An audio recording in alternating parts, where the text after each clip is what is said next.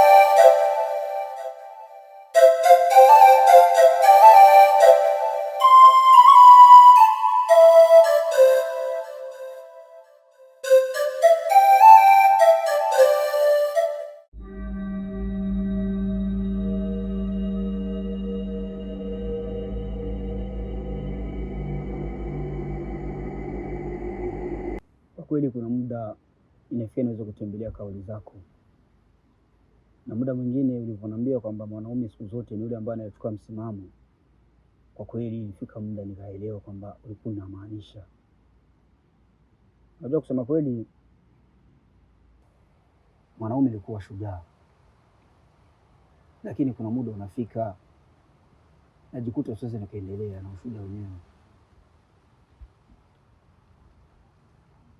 Kwenye maisha kuna mambo mengi ambayo inabidi tuyazingatie, lakini siku zote kwenye safari mtu anapokwaa haimruhusu kurudi nyuma, bali kuendelea. Ila kwenye hili siwezi kuendelea. Kama jinsi nilivyokuambia,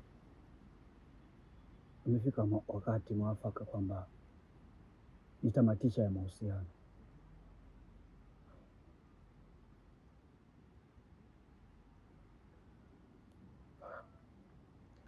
Kuna muda najiuliza maana halisi ya mahusiano maana yake nini, nashindwa kuelewa. Ikiwa mahusiano ni njia mojawapo ya kuleta umoja, maelewano na ushirikiano,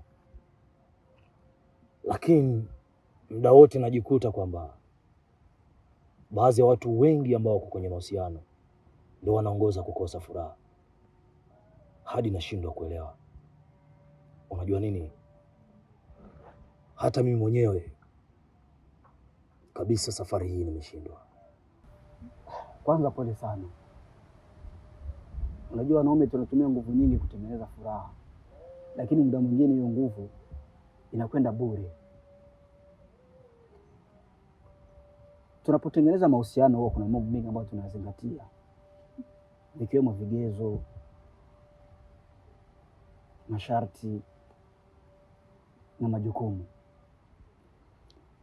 Safari hii kumalizika kwake kunaleta mvunjiko mkubwa sana kwako wewe, lakini kitu kimoja ambacho ninafaa uzingatie, chanzo cha hili, kwa sababu unaweza ukajikuta usipotafuta hicho chanzo, unaweza ukarudi kwenye yale makosa. Moses, moja, nashukuru sana kuhusu uwepo wako kwenye maisha yangu. Najua uwepo wako una msaada mkubwa sana kwangu, na najua wewe ni mtu ambaye unamjua sana mke wangu, na kwa hili nahisi una msaada mkubwa sana kwangu. Nitajifunza muda wote nikiwa na mke wangu, upendo ni kitu bure sana. Ukimpa upendo mtu ambaye anajua thamani ya upendo huo, lazima ataichukulia na thamani. Labda tu nikwambie kitu kwamba mimi na mke wangu, ndoa yetu acha ivae kikomo. Kaka, kusema kweli shemeji yangu kama nilivyosema nilimjua sana, na siku zote ulikuwa ukiniambia kwamba ukitaka kuelewa maisha, kitu cha kwanza ambacho inabidi uzingatie ni jamii inayokuzunguka. Kilichomponza ni jamii ambayo aliishi nayo kwa ukaribu, lakini Mona Lisa ingekuwa rafiki yake bora, basi isingekuwa sababu ya kutengana kwa hii familia. Moses, upande wangu Mona Lisa hana makosa, maana ni mwanamke mojawapo ambao pia anatamani kuingia kwenye ndoa akiamini kuna furaha. Lakini cha kushangaza, mwanamke ambaye yuko kwenye ndoa anamkata kitumaini mwanamke ambaye hajaingia kwenye ndoa, na kumwogopesha na kumfunza tabia ambazo zisizo kwenye ndoa. Unafikiria Mona Lisa kilichomkuta mke wangu Suzi kitamfunza nini? Moses, huwezi kuniambia kwamba tuko katika nyakati za kubomoa furaha ile ambayo tuliojenga kwa muda mrefu kwa sababu ya watu. Huwezi kuniambia Mona Lisa ndio amekuja kubomoa ndoa yangu, ili hali kwamba maandiko yanatuambia mwanamke mwenye akili atajenga ndoa yake, lakini pumbavu ataibomoa. Aliyebomoa ndoa hii ni mke wangu mwenyewe, kuleta mtoto ambaye sio wa damu yangu. Fikiria, nitaishije na furaha ikiwa mke wangu atakuja kumzaa yule mtoto? Tambwe, unajua kitu ambacho naweza kupendeza siku zote ni maneno ya busara, na kupitia maneno yako huwa anajifunzaga vitu vingi. Natamani yule kijana ambaye aliweza kufanya kitendo kile kwa mkeo, laiti angelikuja kuwa mtu mzuri, bora angekutana na wewe kabla ya kukutana na mkeo. Bila shaka alichokifanya angeelewa kabisa kwamba hakifai kukifanya kama mwanaume ambaye na yeye anatarajia kesho ataanzisha familia yake. Asiyejua maana asimpe maana, maana ukimpa maana hatochukulia na thamani. Kosa sio yule kijana, kosa ni la mke wangu, na alaumiwe yeye. Moses, ninachokutakia tu ni kitu kimoja katika maisha yako. Uje umpate mwanamke ambaye ataelewa maisha yako na kujua wewe ni nani.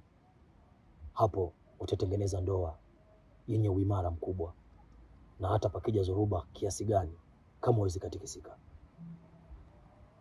Siku zote ukimpata anayekupenda na wewe ukampenda, basi heshima itakuwa ni msingi bora wa ndoa yenu. Hiyo ni mwisho. Asante kwa karibu yako.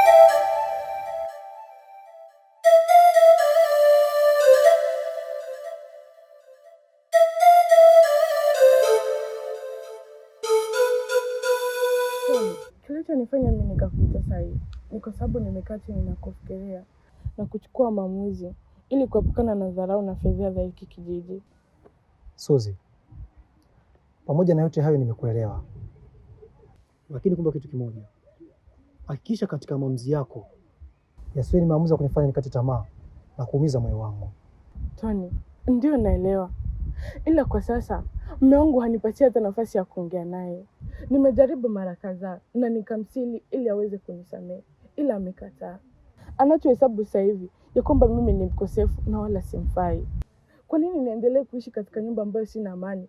Ndio naelewa nimefanya makosa, lakini kwa hili usitaki kunilaumu. Kwa hiyo maamuzi ambayo niliweza kuchukua ni mimi kuondoka kwenda mbali na wewe, hata na mume wangu pia. Suzi, mimi nakuelewa, upo sahihi kabisa, lakini naomba unielewe. Kumbuka bado nakupenda, kumbuka bado nakuhitaji. Hebu fikiria kidogo, ukiondoka mimi nitabaki na nini kwenye hiki kijiji? Suzi, nakuomba usinifanyie hivyo, bado nakuhitaji. Hebu jaribu kufikiria hata mara mbili basi. Suzi, naomba usiniache. Tony, naelewa kwamba unanipenda sana, hata mimi pia nakupenda, ila mbaya zaidi kwa sasa binamu yake kashajua kwamba mimi ni mjamzito.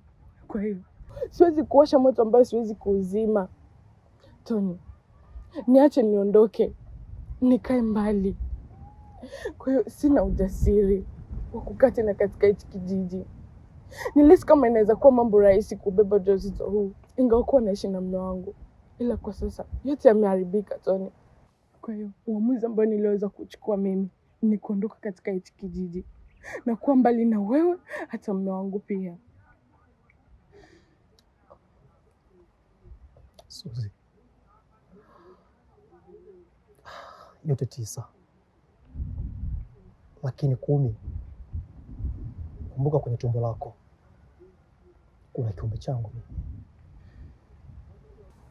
Sio, nakuelewa, ila kitu ambacho naweza kuahidi kwa sasa, mtoto huyu nitamtunza kwa sababu yako, na ninaamini kwamba utakuja kujivunia kuhusu mimi. Kwa hiyo mimi naondoka, uwe na maisha mema.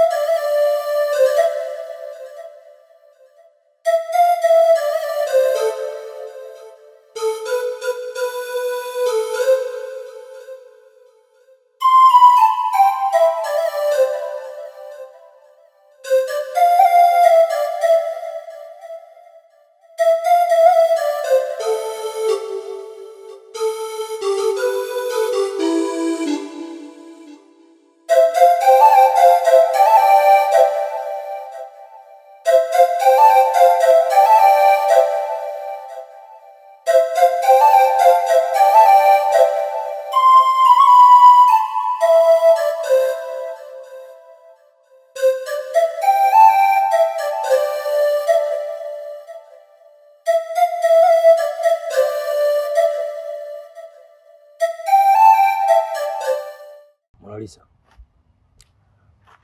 hii ni mara nyingine tena ambayo nimekuja. Natumai kwamba kila tulichokizungumza siku ile ulijaribu kunificha ukweli ambao unaujua, ila labda nimekuelewa kwa sababu Suzi ni rafiki yako sana, na hata kabla sijajuana na Suzi, nyinyi mlijuana kabla. Ulikuwa na sababu za kufanya hivyo kwa sababu ulihitajia kumlindia Suzi maovu ambayo alikuwa anayafanya. Sawa. Lakini ona sasa, mwisho wa siri hiyo imezaa matunda gani? Na kwa nini ulifanya hivyo? Tambwe, ndio najua nilifanya vibaya, lakini niliogopa kuvunja kitu ambacho mimi sikukijenga. Lakini kwa sasa natambua ningekuwa upande wako, wenda haya yote yasingetokea na wala wewe haungepitia kwenye hali hii ngumu. Siku zote majuto ni mjukuu. Siku zote majuto ni mjukuu. Na maji yakishamwagika huwa yazoleki. Tumefikia tamati ya kila kitu. Umelinda siri kweli ili kuweza kumwokoa rafiki yako, lakini kilichobomoka ni kikubwa zaidi ya ule ambao ulikuwa ni urafiki wenu wa muda mrefu. Hiyo ndiyo ndoa.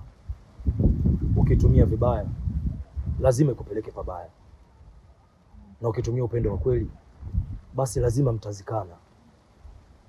Kwa hiyo kitu kimoja ni kwamba nakushukuru sana, na nahisi kwamba sasa hivi utaenda kuyashuhudia yale yote ambayo mlioyatenda kwa muda mrefu, akishuhudia adhabu yake. Ni kweli nilimpenda mke wangu, lakini sasa upendo huo umebakia nido. Mona Lisa, ili kwako pia liwe fundisho. Bado wewe ni binti ambayo upo nyumbani kwenu. Hata na wewe ukiingia kwenye ndoa ujilinde na marafiki kama hao, maana mwisho wa siku wanaweza kukuletea shida. Sawa, nimekuelewa, ila nakosa hata la kuongea kwenye hili, lakini nimejifunza, na hata kesho nikija kuingia kwenye ndoa sitofanya haya makosa. Vizuri sana. Unajua kila kibaya ambacho kinachomtokea mtu kwenye maisha inakuwa ni funzo ya baadaye. Sina kinyongo na wewe, ujisikie amani, maana labda ni Mungu alipanga na alitaka liwe hivyo. Asante sana. Asante pia.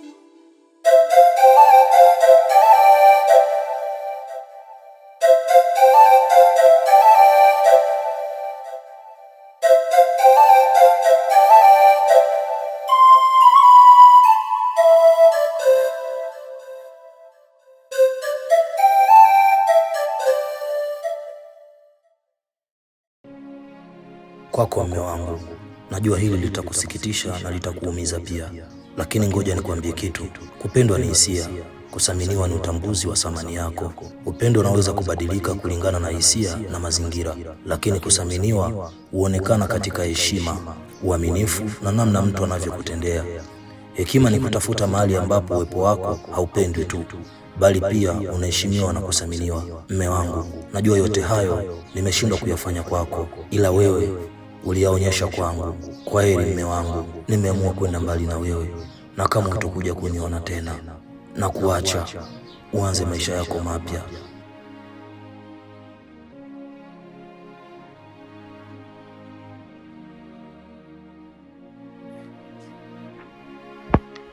Karibu. Salama. Naona mke wangu ameenda na ufunguo. Kama utojali, karibu tukae. Sawa.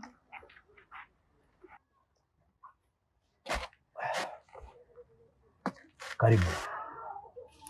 Asante. Pia samani. Naona umekuja wakati ambao sio mzuri. Nimekufikishia nje. Wala sijali, ni kawaida. Alafu nilikuwa nakuja kukupa pole kwa sababu mambo ambayo unayoyapitia mpaka nashindwa hata nikusaidie vipi. Ni kweli Nifa, kipindi hichi ni kigumu sana. Sioni kama naweza nikapata msaada kwa mtu yoyote zaidi mimi mwenyewe kutuliza akili yangu na kujua tu nini yanipasha niweze kufanya. Kwa hiyo wala usihofu, labda nikupe wewe pole pia. Asante sana kakaangu kwa kuweza kunisaidia, maana bila wewe ningekuwa nimeshaangamia kabisa, na ninaona kama haya matatizo yanatuzunguka sote. Hivi ndo nimeamini sasa. Ikiwa Mungu alitukutanisha mimi na wewe, ana sababu zake. Nahisi kwamba hili ni funzo kwako pia. Kama nilivyokuambia mwanzo, pambania sasa ndoto yako ili uweze kutengeneza baadaye yako ambayo itakayokupa furaha. Kila mtu anaweza kaja kwenye maisha yako kwa lengo la kukusaidia au kukuonesha kwamba yuko pamoja na wewe katika safari yako, lakini malengo yake yakawa tofauti kabisa. Ndio hilo sasa. Umeona kilichotokea. Pigo lako limekuwa pigo langu pia, na sote tunakosa pa kulilia, lakini bado mapema, usijali. Mke wangu sasa hivi hatunaye tena. Barua hii inaonyesha wazi ameondoka, na sina budi ya kuweza kumtafuta, na siwezi nikapingana na hili. Zaidi ya yote, nataka nianze maisha mapya tu, basi inatosha. Sawa kaka, na nimekuja kukuambia kitu kimoja. Nitakapomaliza masomo tutaondoka kuelekea Kigoma, na ukinikosa ujue kwamba sipo. Sawa, nifaa. Mimi niwatakieni tu kila laheri. Unajua tutakuwa tukiwasiliana, maana visivyokutana ni milima tu. Asante sana kwa kuja kuniaga. Sawa kaka, daima tutazidi kuwa pamoja. Basi acha mimi niondoke. Sawa, karibu. Sawa, kwa nini?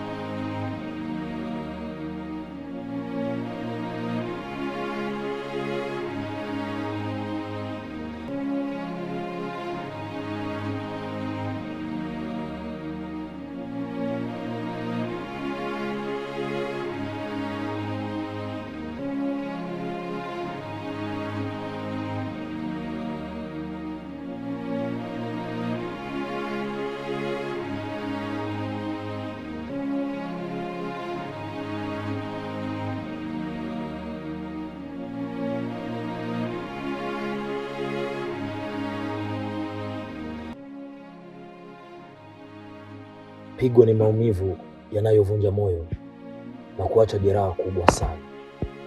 Tulinde mioyo yetu kuliko kila kitu.